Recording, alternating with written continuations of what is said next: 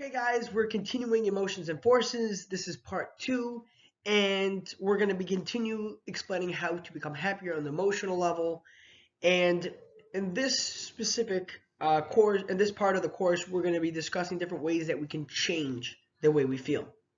We're going to first start with mindfulness. We're going to be discussing the benefits of mindfulness and how mindfulness can actually change the way you feel, and it really helps a lot. Mindfulness is a very cool technique. Then we're going to go into physiology. We're going to explaining the 3 forces that change the way you feel. And one of them is physiology, is the way you use your body. And we're going to get more into that later. And then focus. Whatever you focus on, that's what you're going to feel. And then the meaning is dependent on the focus, because you focus on whatever you give meaning to. So we're going to be discussing on how the meaning you give to something is going to create the way you feel. And a lot of meaning really has to do with questions. It's the questions that you ask. We're going to get more into that later, and you'll understand what I'm saying. And then we're going to explain that there's 3 types of languages. There's 3 types of talking. That's better way of saying it. Then we're going to be discussing priming in the morning. We're going to be discussing how to take all these methods and to combine it in one, and to create a ritual in the morning that will prepare you to be more happier and in a better mood throughout the day. And then we're going to be discussing 2 forces that need to be in order to hold up the 3, in order to hold up the physiology, focus, and meaning, which we're going to be discussing later. You'll get to understand while we go through the course what I'm saying. And lastly, we're going to be discussing on how to find the good. Mindfulness meditation is a big hit because there's so many benefits with mindfulness meditation. And in regards to what we're talking about here, besides for the calming and the serenity you get from the mindfulness and just that presence, and it can help you go to a safe place, it also is beneficial for not only positive feelings but also negative feelings. So let's explain how exactly this works. So there's 2 networks inside your brain. One is called the default mode network, which is the network that usually works when you space out, when you're not focused on something. When you're not focused on something. So it's the part you tend to think about yourself a lot, and you ruminate about things. Like you can overly think about something, and you mainly think about the past and future, and you think about you ruminate a lot. Like, what if this happens and what if that happens, and you think about the same thing for a long period of time. Many times that part of the mind does that, and one of the benefits of this part of the mind is that it really helps with planning and organizing. And it's also very beneficial for creativity. You actually become very creative when you think about the future and past. But part of that network is the amygdala, which is the part of your mind that worries about things. And especially when you ruminate about something bad for a long time, you tend to get worried a lot. And especially the amygdala is part of that brain, and it can cause a lot of stress, unneeded stress. However, the other part of your brain, which is called the task positive network, it's the part of your brain that is present in the moment. You're in a conversation, you're present in the conversation. Whatever you're doing right now, you're completely present in what you're doing, and that's that part of the mind. And what meditation does, it helps you focus on the now. And it helps you focus on what you're doing now. And it doesn't need to be meditation, but meditation is something that really helps with that. And what happens is your mind goes off what you're focused on, and then it brings it back. So it actually strengthens this part of your mind. And it helps you not only focus, but it helps you stop ruminating about all the things that you usually ruminate. And of course, if you're used to ruminating, this will take a lot of practice. But the more you practice, the more you're able to bring your focus to the present moment instead of ruminating about negative things. And actually can help you not only stop ruminating about negative things, but in the positive way too, it helps you focus on positive things in your life. So this is a very good training that you should apply to yourself. Surprisingly, maybe not surprisingly, but experienced meditators have smaller amygdala, because keep on bringing their attention to the now. And their amygdala is in the other part of their brain. And that part of the brain the amygdala starts becoming smaller because it's not as active. The more you meditate, the smaller it gets. And meditation helps with ADHD and focus because it trains your mind to focus. Because your mind goes off, but then it comes back. It's like a muscle. Think about it like that. It's like truly a muscle. So mindfulness is something, meditation is something that you really should look into. And there's many videos on it. And I don't need to really demonstrate it for you because it's very easy to get access to it. So you can search it up on YouTube, or there's certain apps on it, and it's very beneficial. And if people only knew how beneficial it is, people would do it more often. There's 3 ways. We're now going to get into 3 ways to change one state in the moment. If you want to change the way you feel, you got to change 3 things. The first one is your physiology. You got to change the way you move. Because automatically, if you change the way you move, you automatically will change the way you feel. And the way you move is not just in the physical way you move, but it's also in the way you breathe, your facial expressions, your gestures, your voice, your tone of voice, the pitch of your voice. Emotion is created by motion. If you start dancing, it actually will change the way you feel. So in the next slide, we're going to give you different exercises that you can do that will actually show you how the way you move can actually change the way you feel. So one exercise, the first exercise we're going to do is stand up like someone who's confident. Maybe copy someone who's confident. I don't know, pick up your hands like, yeah, right? It'll change automatically the way you move. So try it out. Stand up. Don't just sit down. I know you're watching my program. Stand up. Yeah, stand up like someone who's confident.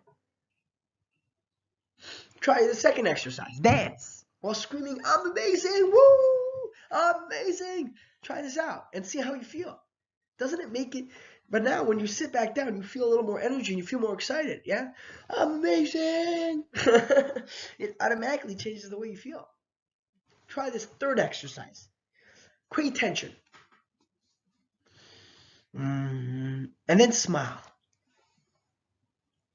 It changes the way you feel. They actually did some crazy studies how smiling changed depressed people's moods. If you want to feel bad, eat in a way that drops your blood sugar to the floor. If your blood sugar is down, you're not feeling good. And last exercise, well, I don't advise you to do that. But last exercise is look down, breathe shallow, rest your chin on your chest, and see how you feel.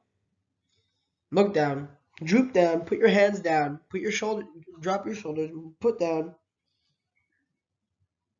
Don't you feel a little more depressed? Okay, if I gave you $100, would you know how a depressed person, his body is? How the body of a depressed person is?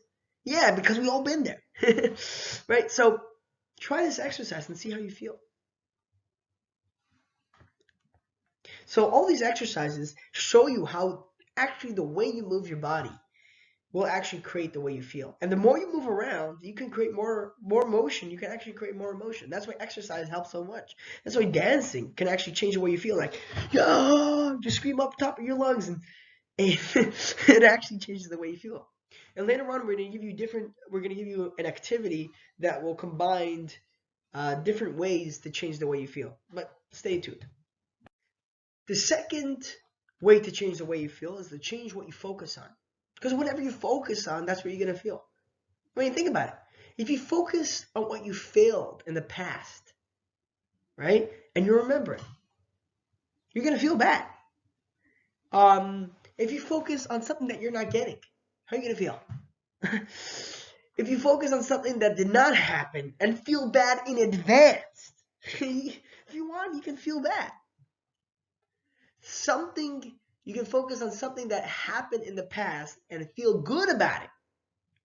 Or think about something you love. Right? Whatever you focus on, that's how you're going to feel. You can focus on something in the future that didn't happen yet that you anticipate. And you can feel good about, like, hey, I'm going on vacation. Right? Whatever you focus on, that's what you're going to feel.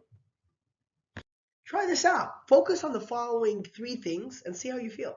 You see, these 3 things are actually 3 major things that we can focus on a day-to-day basis. You can focus on what you have, or you can focus on what you're missing. Right? The people that are grateful are the people that always focus on what they have. Right? If you can focus on what you're missing, see how you feel. Focus on what you have, see how you feel.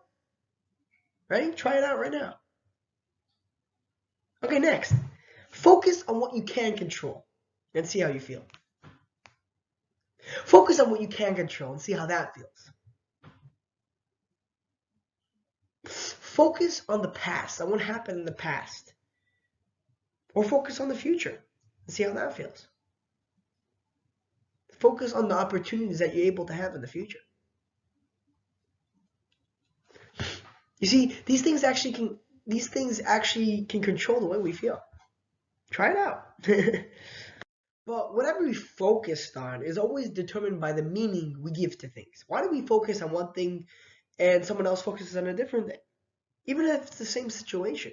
It's all because of the meaning that we give to things. We're going to explain that in a second. Meaning, one of the ways that you can create a meaning is through different questions that you ask yourself. And questions are really controlled by your beliefs. Meaning, if you believe life is terrible, you're going to start focusing on terrible things, right? So it's really all about your beliefs. And that's why it's so important to change your beliefs. But it's also, if you ask certain questions, it actually will change the way you focus. So if you ask better questions, you can actually change the way you feel.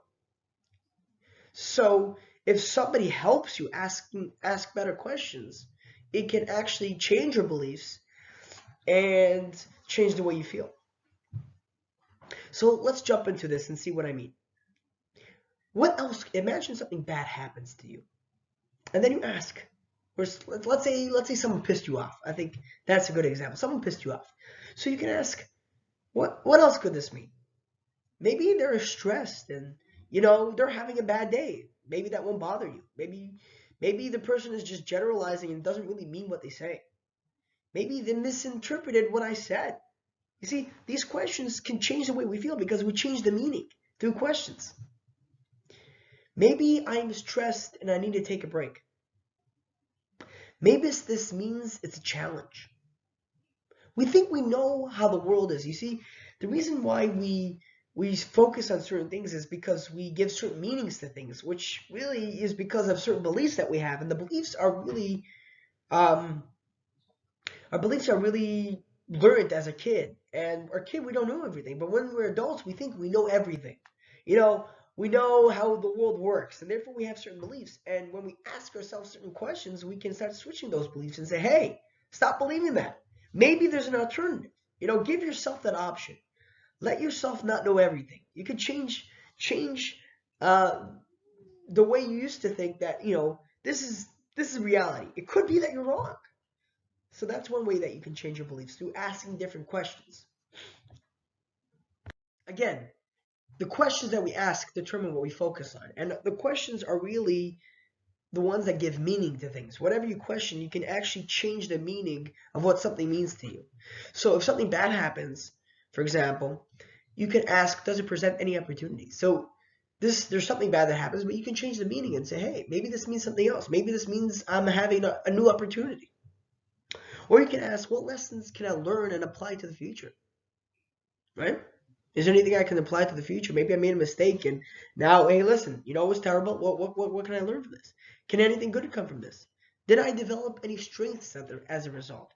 So bad things can not necessarily will make you feel bad. If you change the meaning, you can actually change the way you feel. And as we just said, the third way that to change your feeling is by changing the meaning, right? And as we said before, the way you change your meaning is through the questions that you ask, is the way you talk. Really, it's not only the questions that you ask, but it really can be changed by the way you talk. So here we give 3 examples of that. So one way of talking is, if let's say you say, why can't I lose weight? So if you ask that question, right, that question will create bad results. So the way you talk, the way you use your language, The way you question will change the way you feel. Because the question that you ask will cause a bad result, because the question itself leads to a bad result. Why can't I lose weight? Means there's no opportunity to lose weight. Another way you can use your language, another way of talking, is the phrases that you use. If someone says, I think you're mistaken, versus someone says you're wrong, that's going to change the way you feel. Or if you say to yourself, I'm a liar, or I made a mistake, will also change the way I feel about myself. The way I talk to myself or the way I talk to others will change the way I feel. So questions are really a type of way of talking. But that's really the third way of changing the way you feel, is the way you talk, through questions or through phrases. And the last way is through emotional intensity. If you talk with emotional intensity, like incantations, I'm going to do this, can actually change the way you feel. I'm going to do this, I'm going to do this. And especially if you use your hands together with it, and you completely focus yourself and you use language, all these three things, right? You're using physiology, you're using focus, and you're using language, then it can actually drastically change the way you feel. So that's why incantations can be powerful if you're completely using your entire body with it. Now we're going to do priming in the morning, and we're going to take these three ways: physiology, the way we move, focus, whatever we focus on, and language, the way we talk. The way we talk to ourselves can actually change the way we feel. So we're going to use all these three things as a morning routine, that we're going to use these three things for a positive way. We're going to change the way we feel. We're going to change the way what we focus on. We're going to focus on positive things. And this is going to give us a way that in the morning, you can watch this in the morning. In the morning, it will give us the energy to have a beautiful day, and we'll start the day with a ritual that will make us happy. And I think Tony Robbins does this very well. I got it from him, and you can watch his priming on YouTube. He does it very, very well. So I advise you to go there, or whichever other website you can find it on. And I'm just gonna do his method, and I think you'll like it. So we're gonna start off with 3 sets of 10, which is basically 30 breaths, and close your eyes and pick up your hands like this. Before you close your eyes, pick up your hands up and down, and we're going to do that 30 times. So we're going to do that we're going to do 3 sets of that. So close your eyes and pick up your hands and put it up and down, and breathe in and out from your nose. Ready, set, go.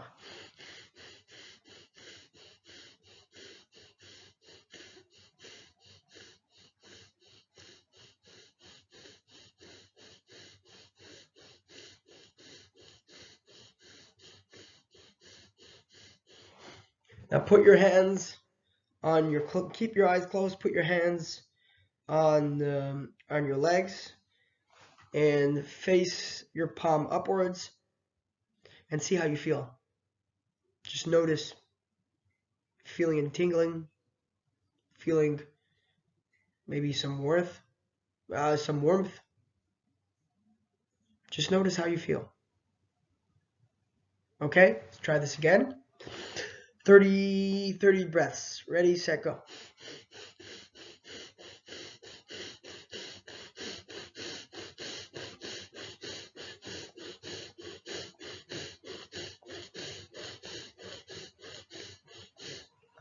Put your hands on your lap, palm face upwards. Just notice how you feel. Maybe a sense of calmness, any sensation, any tingling.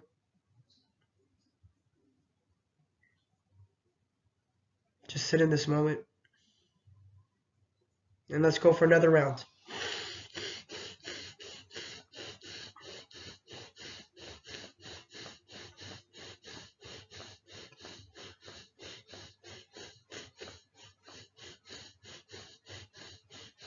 Put your hands again on your lap, palm face upward. Just notice how you feel. Maybe a sense of calm, serenity, sensations inside. And now we're going to think about 3 things that we are grateful for. And I want you to close your eyes and imagine We're going to start with one thing that you're grateful for, and experience something that you're truly grateful for. And I want you to experience as if you're there. See what you're seeing. Hear what you're hearing. Smell what you were smelling. And be completely as if you're there. Enjoy it. Experience it. Be grateful and feel that happiness and joy of being there. Feel that excitement rushing through the entire body.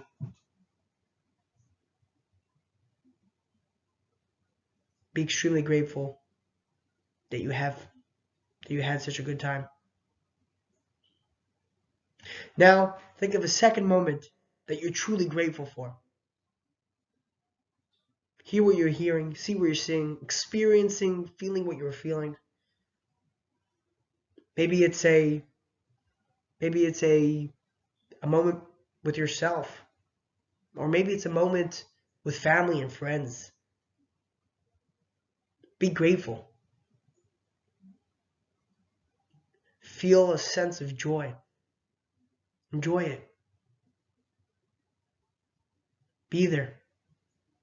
Be extremely present with that feeling. Now think of a third moment that you can be extremely grateful for. Hear what you're hearing. See what you're seeing. Experience as if you're there now.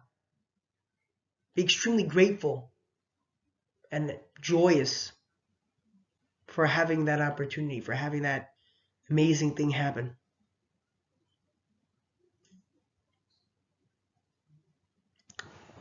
Okay?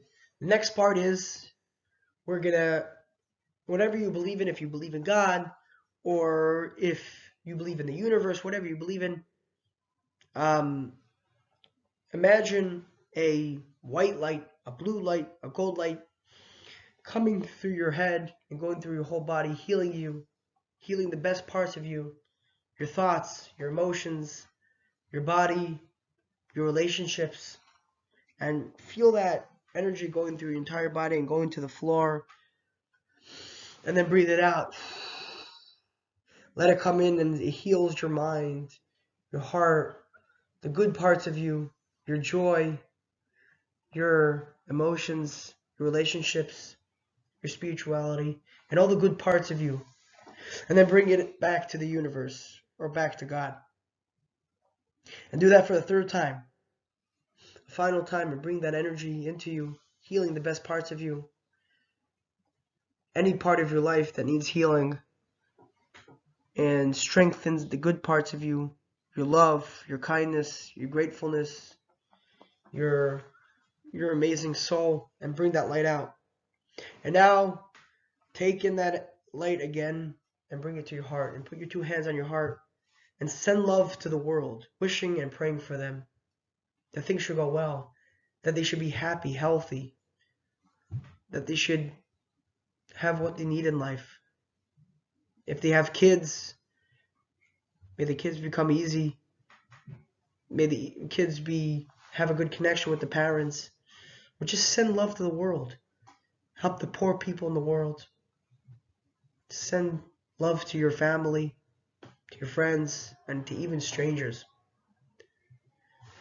And then let that energy go out, and then let it come back in.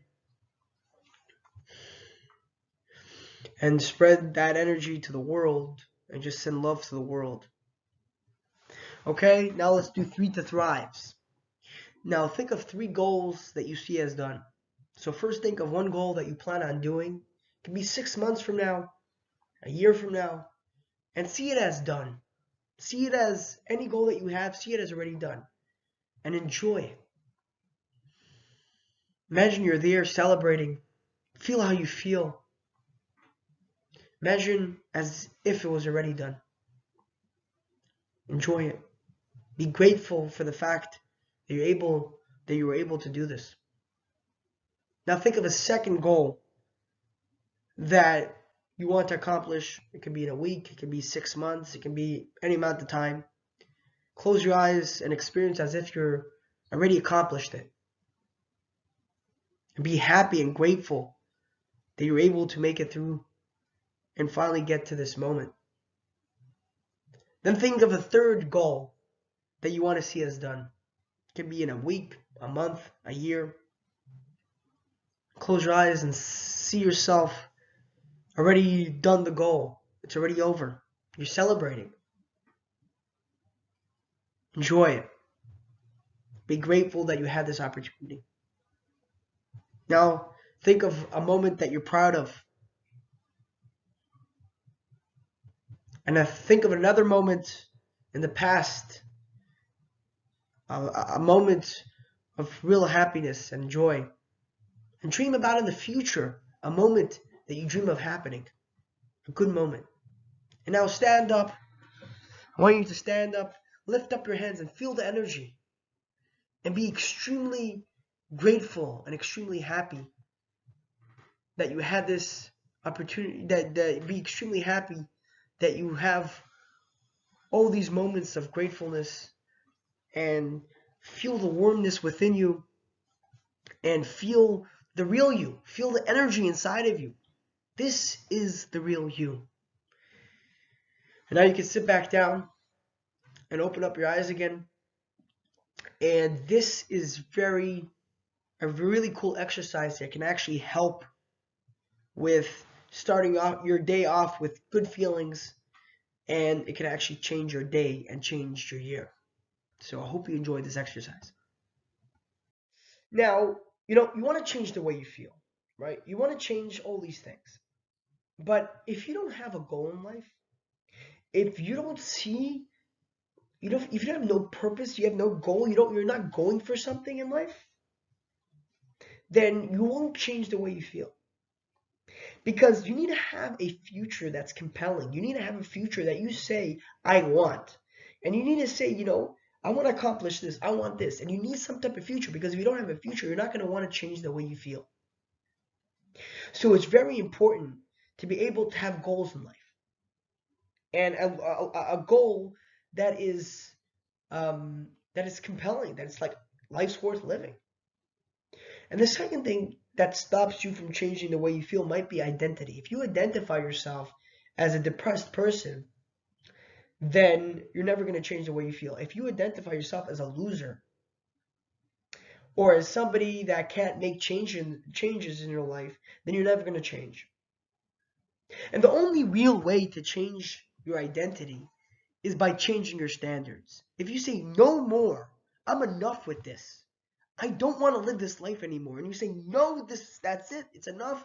Like the person that finally stops smoking. There's people that stop smoking for a month, but then there's people like, no more, because let's say the uncle died. Like, no more, I'm not doing this, that's it, I'm done. And of course they need a practical goal to keep up to that. But that's the only way that you can really change your identity. So those two things can actually get into your way to change the way you feel. And that's why in the next part of the course, we're going to be discussing growth and goal setting. Because if you're not growing in life, you're not going to be able to change the way you feel. Meaning you could change the way you feel maybe in the moment, right? And there could be times that you feel good. But if you want to have long-term happiness, you need to grow in life. So that's what's vital to learn. That's why it's vital not to learn. It's vital to grow in your life. It might be obvious, but it's important to stay away from these three. First of all, social comparison. Because if you compare yourself to others, you're going to start feeling threatened and insecure. Don't compare yourself to others. That's going to actually change the way you feel. And you should try any methods that you're able to have not to compare yourself to others. And one of the ways that we're going to be discussing later is by accepting yourself. So that's for later on in the course. Don't hang around people that put other people down. That's another thing that's a no-no. And lastly, on social media, some people put other people down. So stay away from those people. So in short, stay away from these three. They did a really cool experiment with finding the good. And that is, they told some people to think of certain things that are frustrating and negative, like chores or so many emails. And he said, you get 3 points for finding the positive and 1 point for finding the negative. So they found a lot of things that were positive, like for chores, like, oh, I'm helping out my wife. And actually, these things actually changed the way they saw the things. So this could be a helpful experiment that you can try on yourself and see how that works. Okay, and yeah, this ends this part of the course, and hope you see you in the next part.